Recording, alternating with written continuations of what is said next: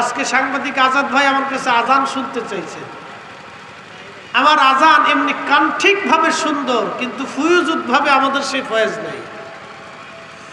আজ সেই কুরআন আছে আগের মতোই, আবু বকরের মতো পাঠক নেই। আজানের রসম আছে আগের মতোই, আজানের রসম আছে আগের মতোই, বেলালের মতো মুয়াজ্জিন নেই আজ সেই। আমার বেলালের ওয়াজ এক ভাই ভুল ধরে, আল্লাহ হেদায়েত করুন। জবাব দেই নেই, রেডি করে রাখছি। আল্লামা ইমাম জাইলাই নাসমুর রায়ার ভিতরে লিখছেন, আমার মোবাইলে দলিল আছে। আচ্ছা শেষ। আল্লামা ইমাম জাইলাই নাসমুর রায়ার ভিতরে তিনি লিখছেন, বেলাল রাদিয়াল্লাহু আনহু আবু বকর সিদ্দিক থেকে বিদায় নিয়েছিলেন।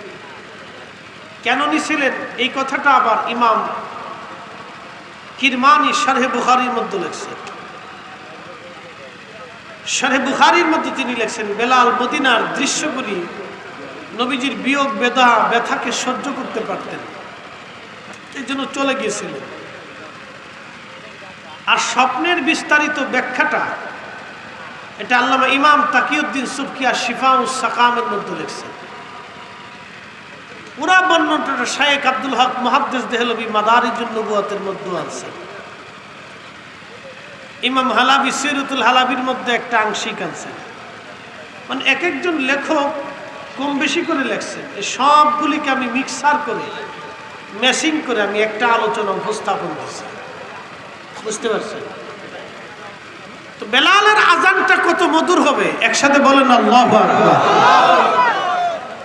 নবীর ইন্তেকালের পরে বেলাল রাদিয়াল্লাহু আনহু দুইটা আজান দিয়েছিলেন।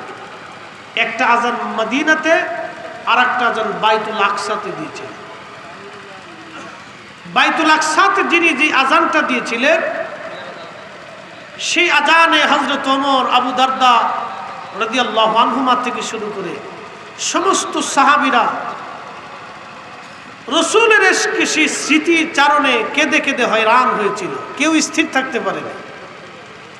বেলাল রাদিয়াল্লাহু আনহু আজানের ফুয়ুজুত এতই মারাত্মক ছিল যে আল্লাহ তাকে জান্নাতের ভিতরেও জান্নাতীদেরকে আজান শোনাই দেবে।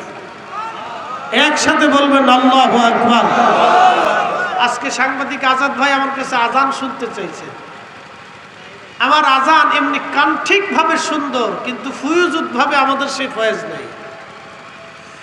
আজ সেই কুরআন আছে আগের মতোই, আবু বকরের মতো পাঠক নেই। আজানের রসম আছে আগের মতোই, আজানের রসম আছে আগের মতোই, বেলালের মতো মুয়াজ্জিন নেই আজ সেই।